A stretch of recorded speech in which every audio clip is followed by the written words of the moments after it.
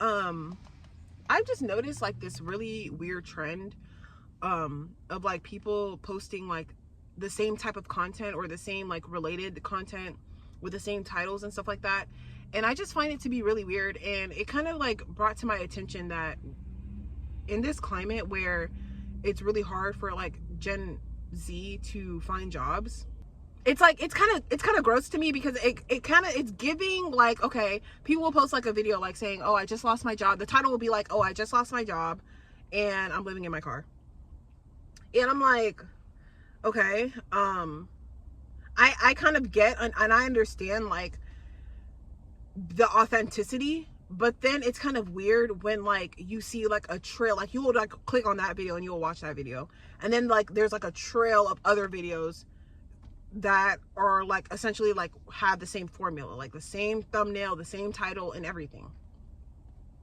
And it's kind of weird because it's like, why is our traumas up for content creation that is up for monetization? Like, why are we trying to monetize our traumas? I don't know if people are monetizing their trauma because they feel like they don't have any other choice but to monetize their trauma, or if it's more weird that people are actually like clicking on it and watching it. Because I remember I created a video like not too long ago, like maybe about 6-7 months ago, or just like sometime last year in the summer, and I pretty much got scammed when I bought this van. And when it comes to YouTube and content creation, you kind of can't really choose what videos go viral. I'm glad that we're kind of like going back into a more authentic time, especially on YouTube, because when YouTube first like was a thing, like it was more so authentic content. Like we weren't doing things to just try to get monetized or try to make money. Millennials and Gen Z is kind of like the transition from the old age into the digital age. And I believe because they are part of the transition, because obviously when you know, smartphones and things of that nature and social media was a thing and internet really became booming around that time. And I feel like it kind of boomed more through the smartphones, because now you have internet like in your hand, in your palm 24/7. So I feel like during that time, millennials and Gen Z weren't like old enough to like get jobs and get started in the job market, which is why I'm excluding Gen X for the most part. But with millennials and Gen Z, it's like we're kind of like literally the generation of the transition between both like eras. And seeing a whole bunch of Gen Z and I don't really see a whole bunch of like younger people, like people who are younger than like at this point maybe like younger than 20 or 21.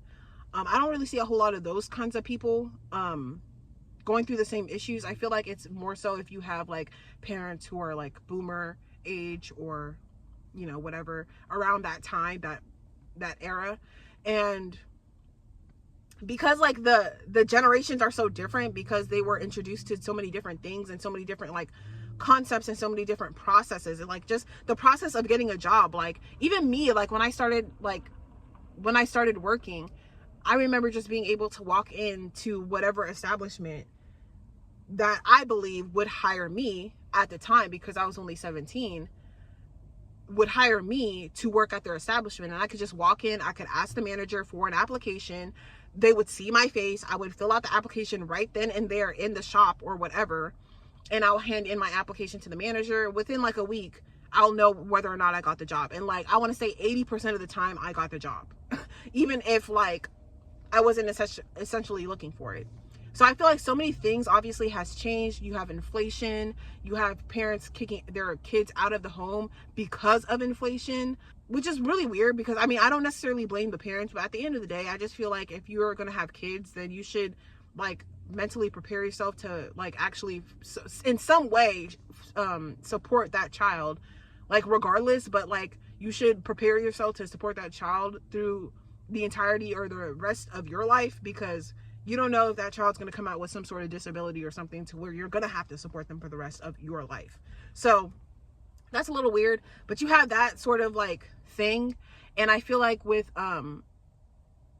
Gen Alpha and the generation after that isn't really necessarily going to have to deal with those sorts of things, because their parents are essentially the Gen X and the millennial parents, who are kind of a little bit more understanding and kind of a little bit more into the digital age and understand the digital age. So I say all this to say that it seems like there's like only three options, because either you have the connections, or you have the family, or have somebody who is tied into the corporate world who can offer you a job. Because I feel like right now people kind of just hire people based off of whether or not they like them, not necessarily whether or not if they're actually capable of doing the job correctly, but more so if they like them, and just giving people opportunities. Because I feel like with people and the way that they hire, like their hiring system is really weird, because I feel like they kind of don't see it as, okay, I am running a corporation, I want the best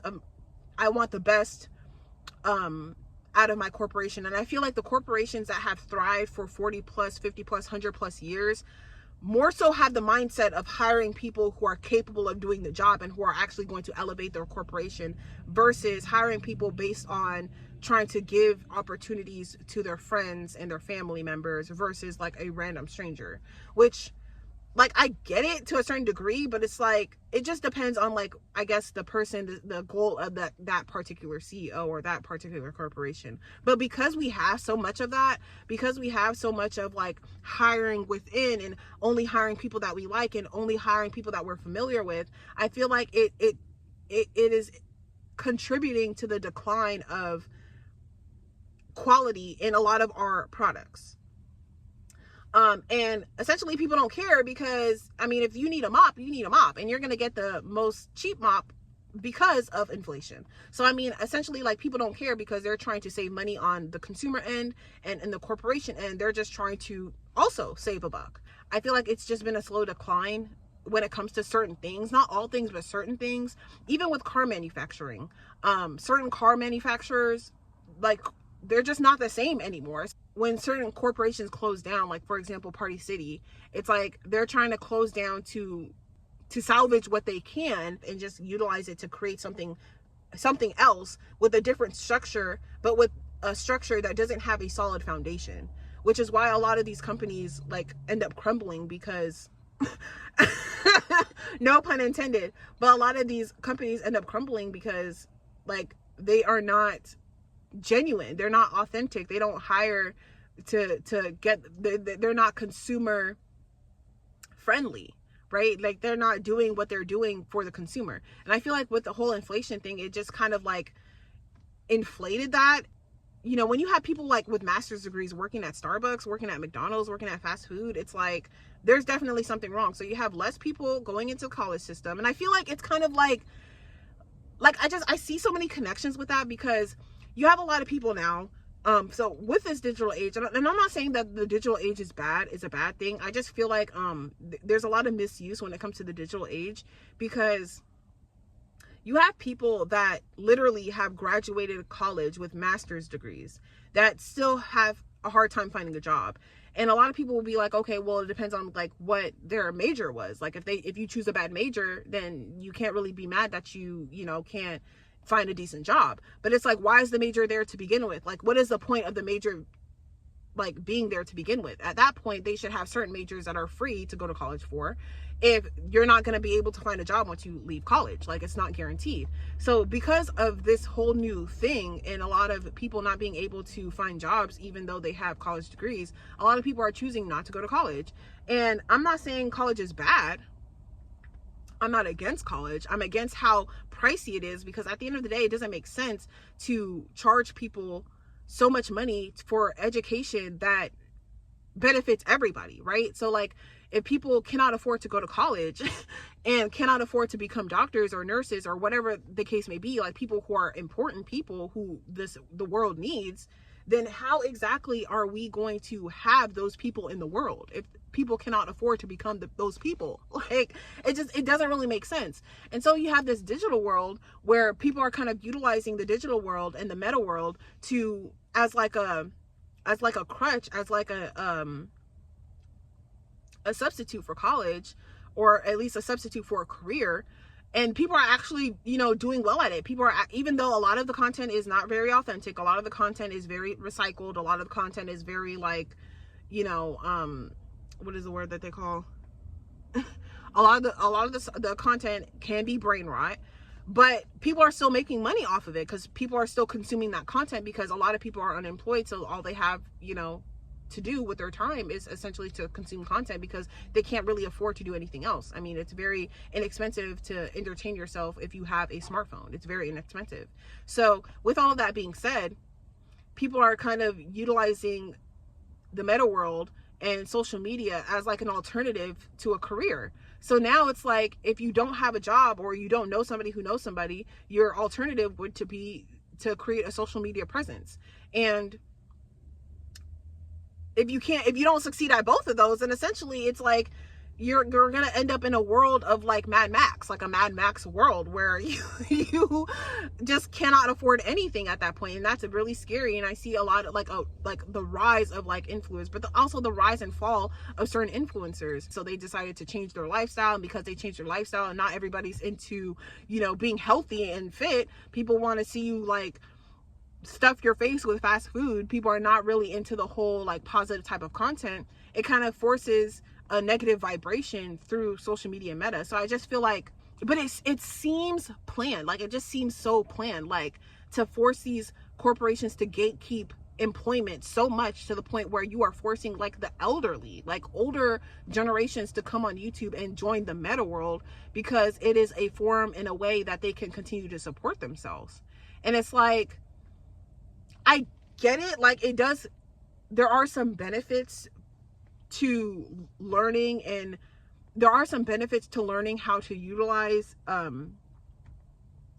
you know, the digital world, and to utilize the internet and the social media and stuff like that, because that ultimately is where we're headed to. Like, we're headed into the, you know, full speed ahead into AI, into all of those things. So I get the benefits of it, but it just feels forced in a way that I just don't really like it, because like people are talking about how like the there's like these the wealth transfer, and the wealth transfer is happening in literally every socioeconomic class. It's not just happening in the lower classes or whatever. Like, it's happening in all socioeconomic class, all around the globe, all around, like anybody is up for grabs. So I just feel like with the social media stuff, and having these platforms like Instagram, YouTube, TikTok, Twitter, stuff like that, I just feel like it's a little scary, because the people that control those platforms control so much.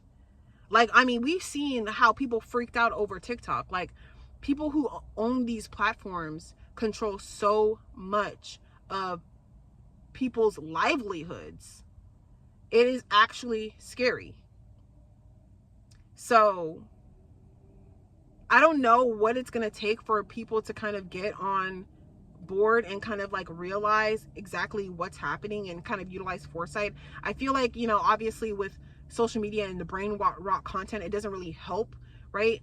But and then on top of, like, either you're stuck in a job and you're kind of running the rat race and you don't really have the time to actually sit and reflect and to kind of like look at the world around you, or you're kind of stuck in the like social media thing to where you can't really stop and like look at the world around you.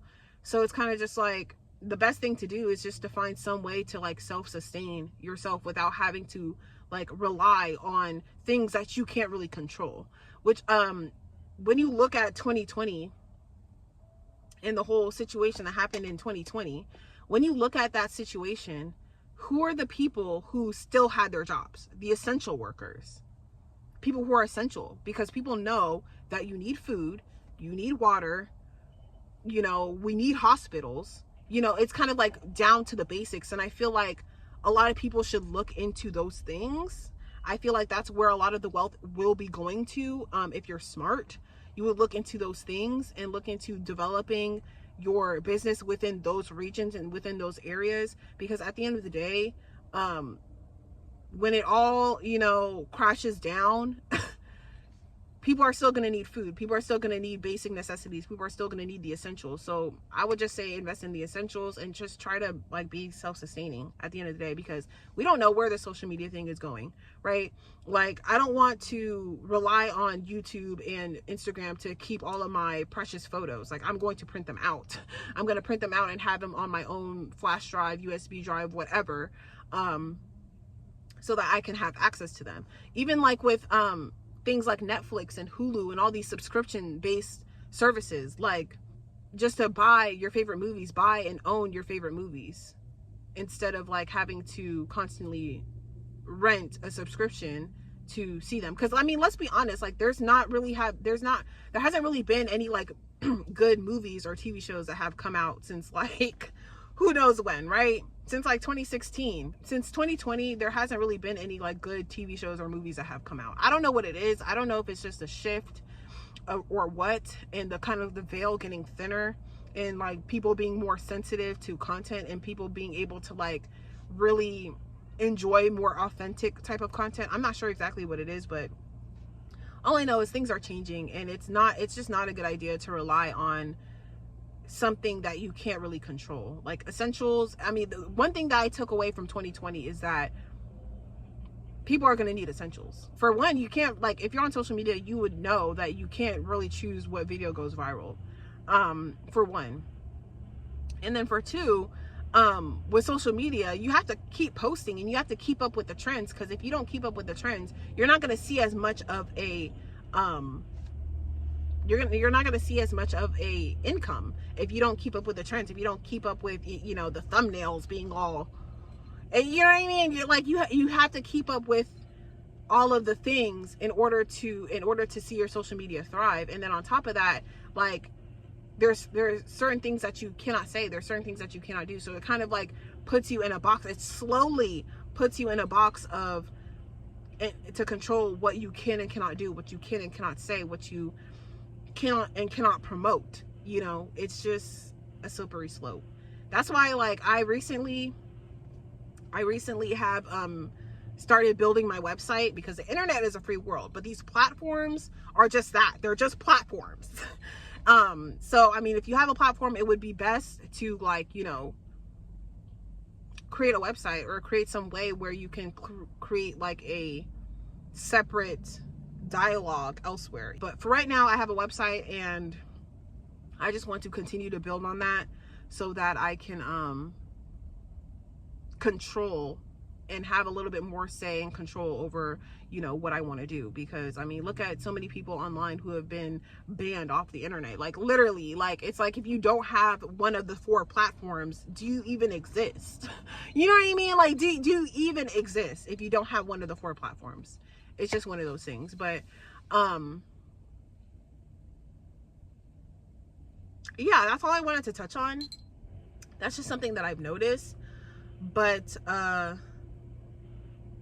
yeah, I'm gonna go ahead and I'm going to continue my day. Let me know what you guys think in the comments, and I will see y'all in my next video. Bye.